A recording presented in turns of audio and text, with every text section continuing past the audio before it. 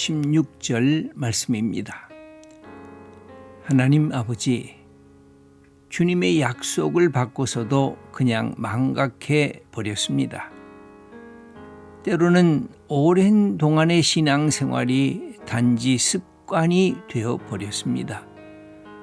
하나님의 말씀에 감격스러워하지도 않았고 하나님의 은혜라는 말에 무감각해졌습니다.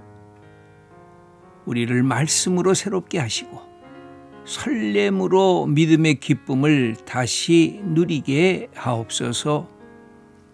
아멘.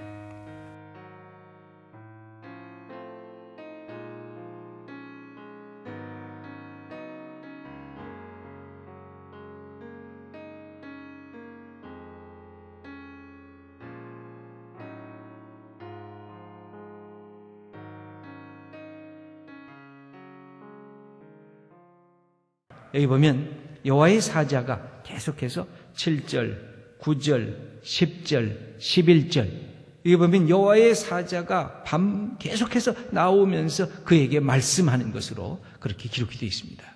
이것은 어떻게 보면 종처럼 버려진 이 하갈이라고 하는 여인을 하나님께서는 지키시겠다고 하는 모습입니다. 후처이고 첩이고 하나님의 뜻에 반해서 났음에도 불구하고 하나님께서 관심을 갖고 있는 것을 볼 수가 있습니다. 여러 가지 의미가 있습니다만 하나님이 약속하신 내가 아브라함의 씨를 내가 번성하게 할 거다. 이것이 하나님의 뜻에 의해서 나지는 않았음에도 불구하고 이 하갈이 임신한 그것을 우리 하나님께서는 축복해 주시려고 그렇게 작정하고 계신 것을 볼 수가 있습니다. 우리의 눈으로는 쉽게 이해가 되지 않는 부분이기도 합니다. 그러나 하나님이 은혜를 베푸시기를 원하셨습니다. 특별히 종으로서 멸시받는 이 사람을 돕고 긍휼히 여기기를 원하셨습니다. 그리고 하나님의 약속이 이 여인을 통해서도 증거되기를 하나님께서는 원하셨습니다. 이것이 우리가 이 성경을 보면서 갖고 있는 것입니다. 인생의 약자들, 인생에 모자란다고 사람들이 생각하는 사람들, 부족하다고 생각하는 사람들, 그 사람들에게도 이 아브라함의 전통이 믿음의 전통이 이어지는 것입니다. 지금도 믿음의 전통을 우리가 이어받고 있는 연약하고 고통받고 외롭고 힘들고 어려운 사람들을 우리가 마음속에 간직해야 될 것은 하나님의 사랑의 역사가 여기까지 열려지고 있다고 하는 것입니다. 어떻게 보면 이게 하나님의 공입니까? 이게 하나님의 정입니까? 하고 우리가 물어보다가도 하나님의 이 또 다른 하나님의 사랑의 관심을 우리는 눈여겨볼 수밖에는 없습니다. 그런데 여기서 질문합니다. 내가 도대체 어디서 왔느냐? 너 지금 어디로 가려고 하느냐? 이 광야에 이 사막 가운데 네가 움직이다가 네 생명과 네 자녀의 생명까지도 무너지게 될 거다. 그랬더니 하갈이 하나님의 천사에게 하소연을 합니다. 내가 우리 여주인이 하도 사납게 나를 핍박해서 내가 도망가고 있습니다. 그랬더니 이 여호와의 사자가 말합니다. 아니다. 그래도 내 여주인에게 가라. 그리고 내 여주인을 여주인답게 대접을 해라.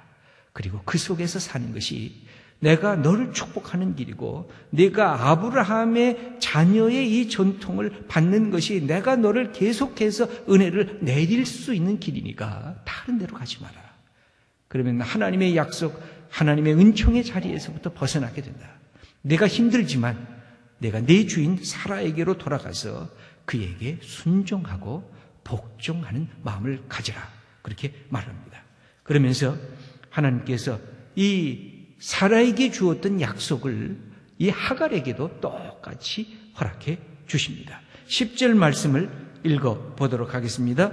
여호와의 사자가 또 그에게 이르되 내가 네 씨를 크게 번성하여 그 수가 많아 셀 수 없게 하리라. 그래서 이 사라의 자녀가 이 세상에서 풍성해지는 그 약속을 이 하갈에게도 대신 허락해 주는 것입니다. 그리고 말씀을 합니다. 11절 말씀 읽겠습니다. 여호와의 사자가 또 그에게 이르되 내가 임신하였은즉 아들을 낳으리니 그 이름을 이스마엘이라 하라. 이는 여호와께서 내 고통을 들으셨음이라. 여러분, 이스라엘이라는 것은 하나님과 싸워 이겼다고 하는 뜻이고 이스마엘이라고 하는 뜻은 하나님께서 친히 들어주셨다. 여기서는 이제 고통을 들어주셨다. 하나님이 들으셨다 하는 이 하나의 뜻을 담고 있는 말입니다. 바로 이 이스마엘을 이 꾸란 이 아랍인들이 갖고 있는 그들의 경전에 의하면 이 이스마엘이 그들의 선조 조상이 된 것입니다. 그래서 여기에서 이 이스라엘 그 아랍의 이 백성들이 분화가 되기 시작을 합니다. 그런데 그 모습은 이것은 하나님께서 하나님의 뜻이 아니었다고 하는 그 점을 표현하시는 것으로 생각이 됩니다. 12절 말씀을 한번 보겠습니다. 그가 사람 중에 들나귀 같이 되리니 그의 손이 모든 사람을 치겠고 모든 사람의 손이 그를 칠지며 그가 모든 형제와 대항해서 살리라 하니라.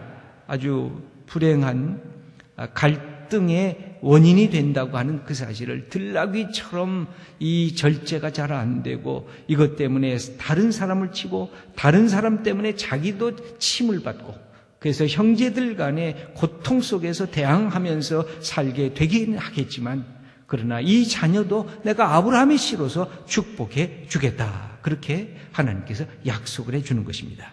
13절 말씀 읽겠습니다. 하갈이 자기에게 이르신 여호와의 이름을 나를 살피시는 하나님이라 했으니 이는 내가 어떻게 여기서 나를 살피시는 하나님을 배웠는고 함이라. 그러면서 자기도 하나님의 이 축복의 존재인 것을 알면서 하나님을 배웠으니 내가 감사합니다 하고 하나님 앞에 나오게 된 이 사건, 이것은 어떻게 보면 이스라엘 전통과 아랍 전통의 이 모든 것들을 우리가 이렇게 가늠해 볼 수 있는 성경 구절입니다.